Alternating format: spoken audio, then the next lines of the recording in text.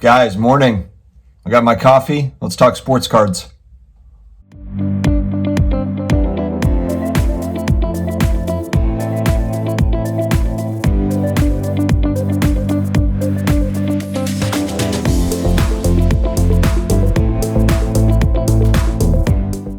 Hey, sports card collectors, investors, all of my collectibles friends, thank you very much for joining me again today for another video. I'm excited to talk about this today because I've had I would say kind of a major shift over the last few weeks as far as just kind of what I'm looking at for sports cards, where I'm headed, and my overall outlook. And so I wanted to share that with you. If you are brand new here, please subscribe to the channel, hit the notification bell. We come out with videos typically daily, but I would say definitely 5-6 days a week we have a new video out, sometimes multiple videos. I do live streams on this channel as well, which is really fun with other content creators and other hobbyists, so definitely subscribe so you don't miss any of those. Guys, I've had a major shift in my thinking, and I've talked about it a little bit on previous videos, but I want to dig a little bit deeper into it. And you know, a lot of it could very well just be that, you know, I'm a little bit fatigued on the current prospects.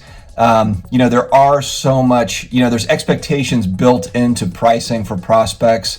If we're talking about, well, I guess you could say even, you know, basketball or baseball cards, you have a lot of younger players that, you know, you're kind of which horse are you gonna run with, and which one's gonna have a great season and things like that. I've typically stayed away from a lot of prospecting. I've gone with a lot of, you know, veterans with my collecting, with my sports card investing. Even with newer sets, you know, I'll go with veteran players that are proven.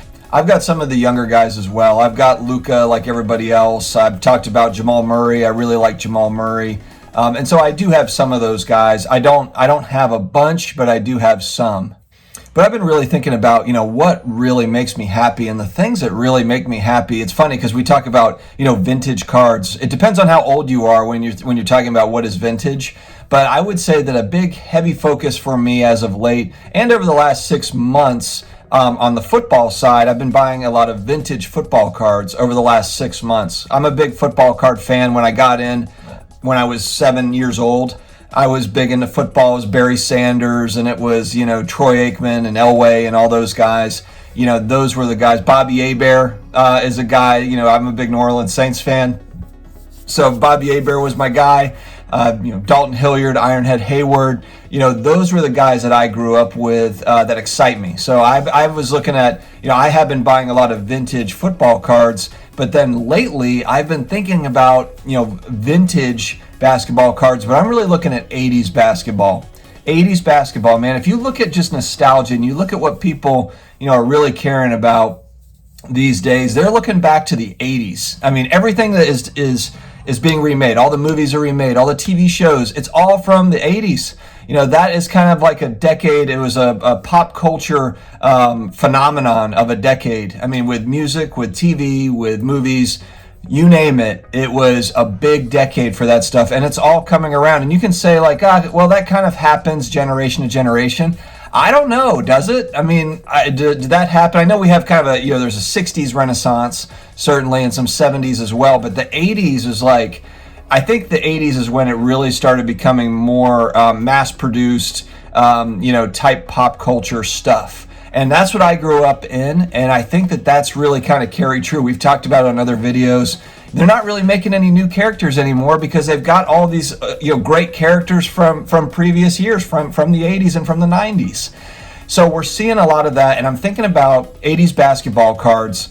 And if you look at the guys I've targeted, I mentioned this in a video previously, but you know, if you look at Michael Jordan, Larry Bird, Magic Johnson, Charles Barkley, Akeem Olajuwon, and then on the fringe there for 80s basketball cards, it's Julius Erving and Kareem Abdul-Jabbar for me.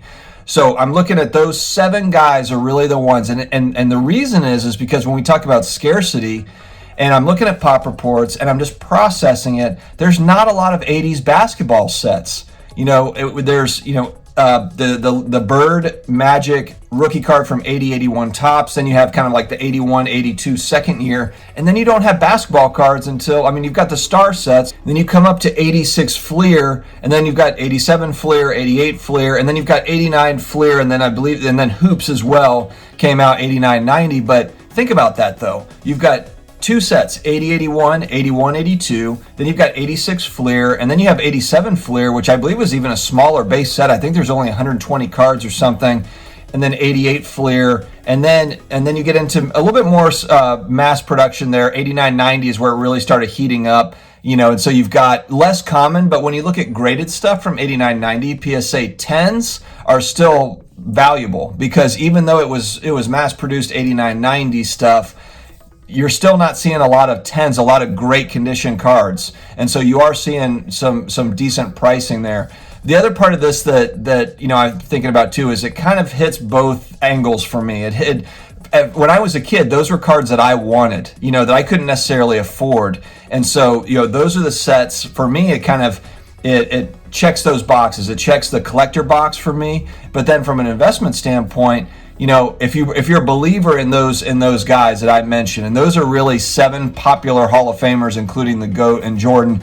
Yes, you could also go after Joe Dumars and Chris Mullin rookies, and Isaiah Thomas and John Stockton rookies. Scottie Pippen is a guy that I don't have one of his rookies, but I would really like to have one.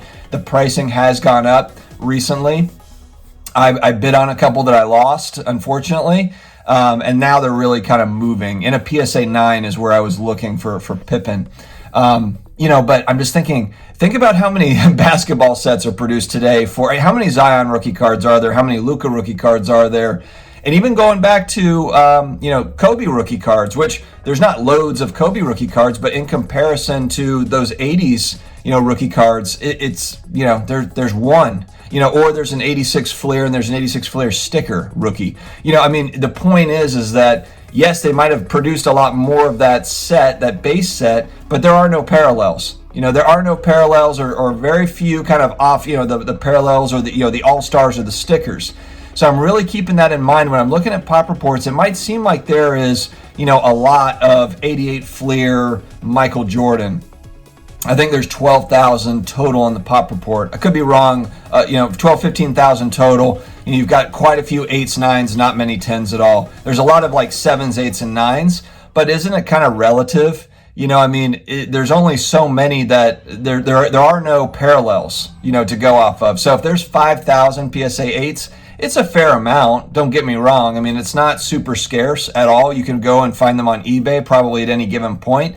But the other part of that is how many people are buying Jordan PSA 8s, 88 Fleer, let's just use that as an example, and looking to flip.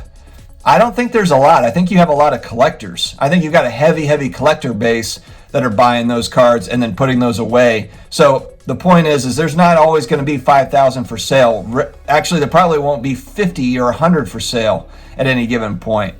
So I'm thinking about all those things, and also just what can, long term. When I'm thinking about a long-term hold or what could hold value long-term, grow over time, Larry Bird, Magic Johnson, Jordans, Jordan is it's a higher price point for sure for Michael Jordan stuff. There are opportunities, but it's a higher price point.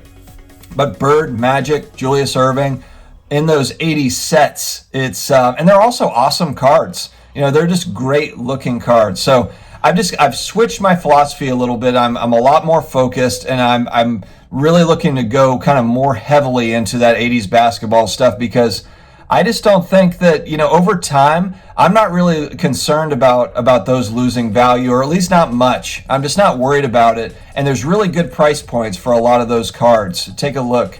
Let me know what you guys think. Have you already been on this kind of bandwagon of 80s basketball? As I evolve as a sports card collector, and investor, it's this is one that just kind of popped out at me. It seemed kind of obvious. Also here, do you have a 90s strategy, with Kobe and Iverson or some of these other guys? It doesn't necessarily have to be limited to the 80s or 60s or 70s. I'd really like to hear kind of your thoughts on it. Guys, thank you so much for joining me again, and I appreciate you, hanging with me through my coffee. I wanted to throw these thoughts out into the world, and we will see you again next time. Have a great day.